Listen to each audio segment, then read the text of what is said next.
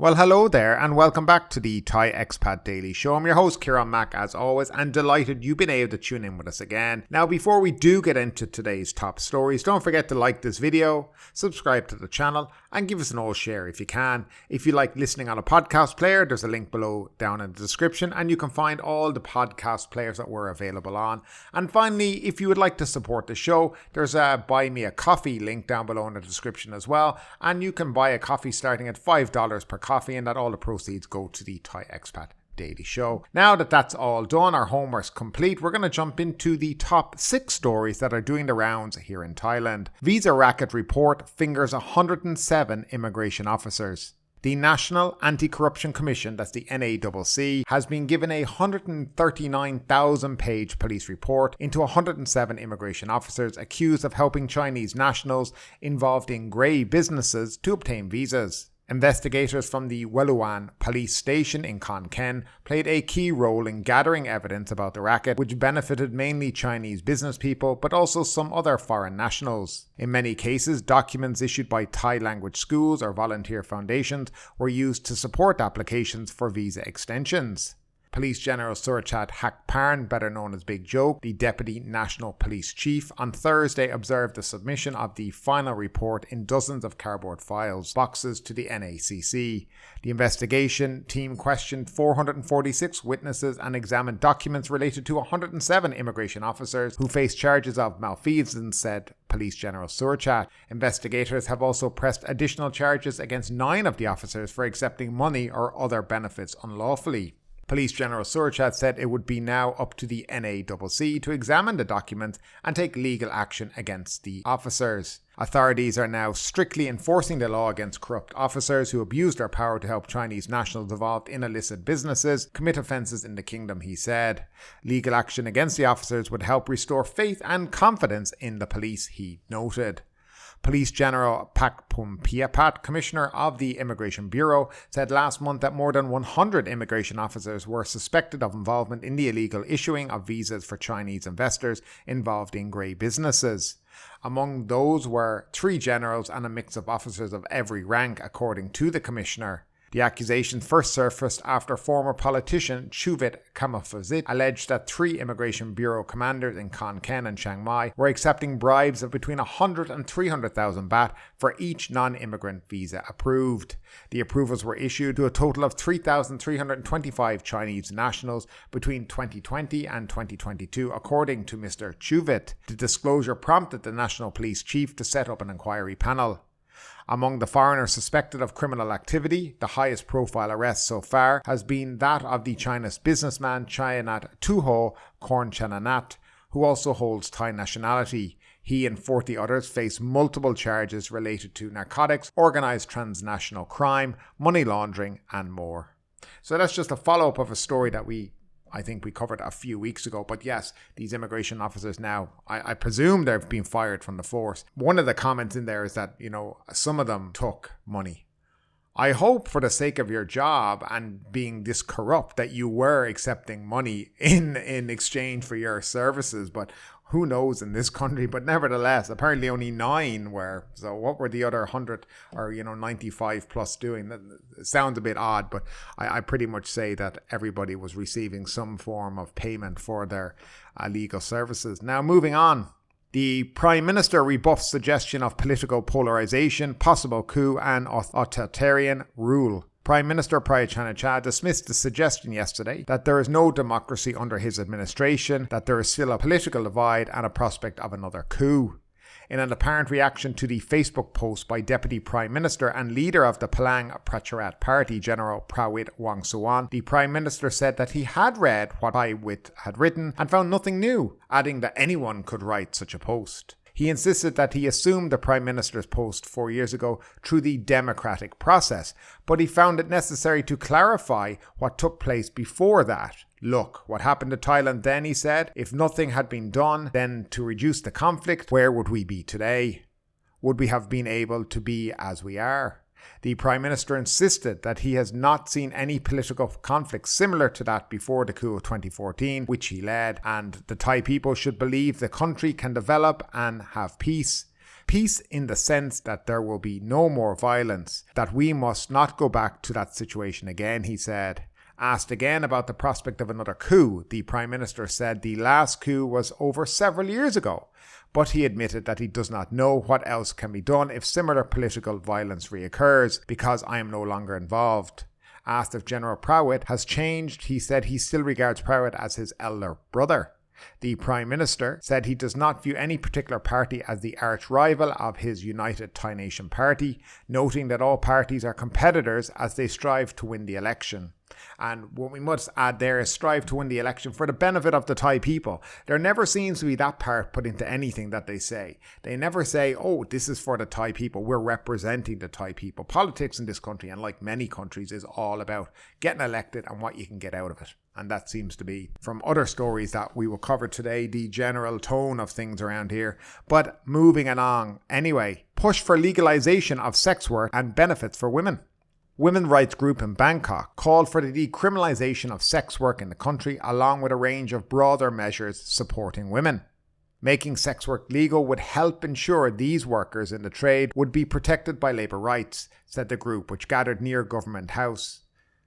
The group also called for a doubling of maternity leave to 180 days and a period leave for workers when they suffer menstrual pains. They also sought financial assistance of 3,000 baht per month for each month of pregnancy, safe and free abortion services, and that March 8th is recognised as a public holiday, and this will be, of course, National or International Women's Day.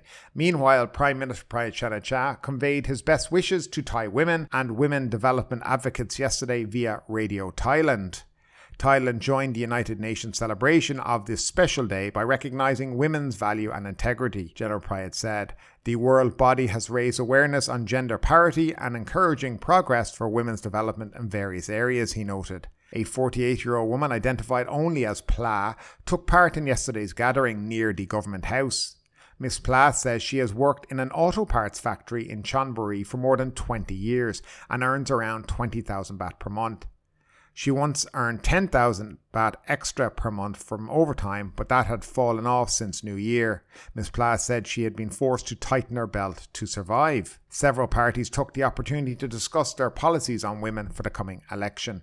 And that generally seems to be the tone of what's been going on over the last couple of days. Now, there has been this push, and I've seen it in other news media, for the legalization of sex work here in Thailand. And I thought it would be, because of this story, an interesting kind of to expand on that and the positives for Thailand in relation to making, let's say, prostitution legal here in Thailand. So prostitution is a highly controversial and divisive issue in many countries, including here in Thailand. However, there are several strong arguments in favour of legalizing prostitution in Thailand. And I'm going to just talk about some of these in the next few minutes. Firstly, legalizing prostitution can help protect the health and safety of sex workers. When prostitution is illegal, sex workers are forced to operate underground, where they are vulnerable to abuse, violence and exploitation. They may be afraid to report abuse to the police, fearing that they will be arrested or deported. However, if prostitution is legalized, sex workers can work in regulated environments with access to medical care, safe sex education, and protection from violence and abuse. This can help to reduce the spread of sexually transmitted diseases and promote safer working conditions for sex workers. Now, secondly, legalizing prostitution can help reduce human trafficking. And this is very important. Thailand has been known as a hub for sex trafficking, with many women and girls being forced into prostitution against their will. However, if prostitution is legalized, it can create a legitimate and regulated industry that is less prone to trafficking. Legalization can also allow sex workers to report exploitation and trafficking without fear of being arrested, which can help law enforcement to crack down on the criminals responsible for the actual trafficking. Thirdly, legalizing prostitution can bring economic benefits to Thailand. The sex industry is already a significant contributor to Thailand's economy, but legalization could lead to increased tax revenue and job opportunities. Legalization can also help to reduce corruption and bribe-taking by law enforcement officials who currently profit from the illegal sex industry. And finally, legalizing prostitution can promote gender equality and human rights. Sex work is a legitimate profession, and sex workers should be entitled to the same rights and protections as other workers. Criminalizing prostitution often reinforces gender inequality, as it disproportionately affects women and girls. Legalization can help to empower sex workers and promote their human rights and dignity. In conclusion, guys, legalization prostitution in Thailand can bring significant benefits, including improved health and safety for sex workers, reduce human trafficking, economic growth, and promotion of human rights and gender equality. Of course, there are also potential downsides and challenges to legalization that must be addressed, but overall, the evidence suggests that legalization is a viable and responsible option for Thailand to consider. And I'd like to know, guys, what you think about this. Do you think that it should be legalized here in Thailand? And if you do think so, why? Do you think it would be of benefit? Do you think some of the points that I brought up are valid or not valid? I'd love to know your comments about this very important topic, I believe, down below in that comment section. Now, moving along, and this is very interesting, but banks agreed to comply with Bank of Thailand's security measures by June. So please take note, people who are expats who are here in the country who are using online apps, for your banking, and I'll tell you why. State-owned and commercial banks have agreed to comply with the Bank of Thailand's new cybersecurity measures by the June deadline. Commercial bank members of the Thai Bankers Association have been upgrading their digital technology to handle cyber risks. The association has committed to compliance with the new measures. TBA Chairman Payong Sernavich said at the media briefing on Friday, in collaboration with the Central Bank and the Economic Government Financial Institution. Mr. Payong said banks already collected customers' biometric data, allowing for facial scans for money transfers and adjustments of credit transfer limits on mobile banking apps. According to the new measures, a facial scan will be needed for digital money transfers of more than 50,000 baht per transaction, transfers of more than 200,000 baht per day, and to change credit transfer amounts of more than 50,000 per transaction. Banks must implement this measure by June this year. To comply with the new cybersecurity measures, banks will have to allocate a higher investment budget for IT and digital system development, said Mr. Payong. But the investment is necessary to guard against cyber risks, or it could create a higher loss for both customers and banks. Now, a senior executive for IT at Government Housing Bank said specialized financial institutions have also developed biometric technology to protect customers from cyber risk. As a result, FSIs are committed to complying with the central bank's new cybersecurity measures, he noted. However, for some FSI clients, especially those from vulnerable segments who are not familiar with digital banking transactions, the bank will help them with financial and digital literacy to protect them against digital financial fraud. And this is, I think, has been coming down the line here in Thailand. I think we've heard about a lot of high-profile cases of fraud. And obviously the bank's being used in this because the money is being transferred from bank to bank. Starting in June, if you plan to transfer more than 50,000 baht out per transaction on your app, I presume what will happen is, before you do it, it'll ask to take a picture of your face in essence, and to verify that it's you. And over the course of a day, 200,000 baht, if you did 10 different transactions of 20,000 each, you would have to verify it probably in your last transaction. So yes, there's a raft of measures coming in to help stop fraud here in the country. I don't know if they're going to be successful or not, but that's what the Bank of Thailand have been up to over the last few days. And moving along, Clifftop Resort in Sattahip District ordered to cease operation. The Royal Thai Navy has ordered an illegal clifftop resort built on Treasury Department land to cease operations. The resort, located on 1.76 hectares on the cliff top of Samay Sand Mountain in Sattahip District in Chonburi Province, consists of 6 shipping containers converted into compact dwellings. Police and naval officers went to the resort today to demand that the operator cease operations after a complaint was lodged with the Sattahip Police by legal affairs officers from Sattahip Naval Base. On August 18th last year, naval officers from the base notified the resort operator that they must stop the resort project on the grounds that it's located in Treasury Department land, but the notification was simply ignored. Recently, the resort posted an advertisement on social media inviting tourists to stay at the resort, prompting the RTN to take legal action. So apparently this is RTN land, Royal Thai Navy land. It's on the coast, and if anybody happens to be online and you look it up, you'll see what they've done. So it looks like what they've done is they've just decided to move in, take land and build on it. Now, another article in another media outlet suggests that it's an ex-politician who sold this land and he may have got it through some illegal activity, and that's now being investigated. But yeah, it's more and more corruption, another politician involved. And quite frankly, as I said at the beginning of this show, politicians in this country are out for number one. That's it. And finally, the We Travel Together program. We spoke about this during the week as well. It went on sale on, I think it was March 7th or 8th. All 560,000 hotel entitlements in the We Travel Together program have been fully used. All the 560,000 entitlements for hotel bookings under the We Travel Together Phase 5 program have been used up as of 11 a.m. on Friday. Bookings began on Tuesday. Under the program, each subscriber is entitled to 40% room rate discount for rooms not exceeding 3,000 baht per night for 5 nights, or 5 rooms under the condition that the booking cannot be cancelled or postponed. Subscribers cannot stay in hotels in the province where they are domiciled according to the census registration. Each subscriber is also entitled to 600 baht food and travel voucher or per room to be used in the condition that 60% of the food expense is paid in cash and the rest in a coupon. Under the Phase 5 program, there is no airfare support from the government. Now, they did have that before, and I think it was with Air Asia actually at the time, and you could also use this entitlement, but not many people actually did.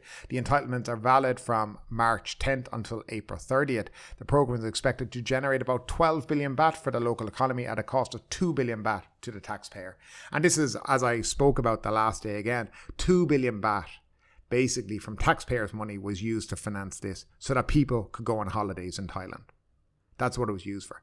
Hotels in this country do not need money from the government anymore. They have had a storming good 6 to 8 months since the real reopening of the country. And 12 billion baht. Imagine the good that money could do here in Thailand. Feeding the poor, housing homeless, just being spent in schools to upgrade schools and doing what's right with the money. But instead the money is spent on people going on holidays. Unnecessary travel. Luxury kind of, outings. It's crazy to think, but people in Thailand seem not to get up in arms over things like this for some reason. I guess maybe because they don't know that their money's being spent like this. I don't know. But nevertheless, what do you think about it? Do you think this money should be spent on people going on holidays, or do you think it should be spent on something that the country really needs? Like, as I said, feeding the homeless, housing the homeless, schools, even environmental issues here in the country. There's lots of things. But nevertheless, guys, that is it for today. As always, thank you for tuning in. If there's anything you liked or disliked about the show, leave a comment down below in the comment section. And if there's something about any of the stories that you liked or would like to comment about, again, down below in the comment section. Once again, thank you for tuning in, and we'll talk to you in the next couple of days.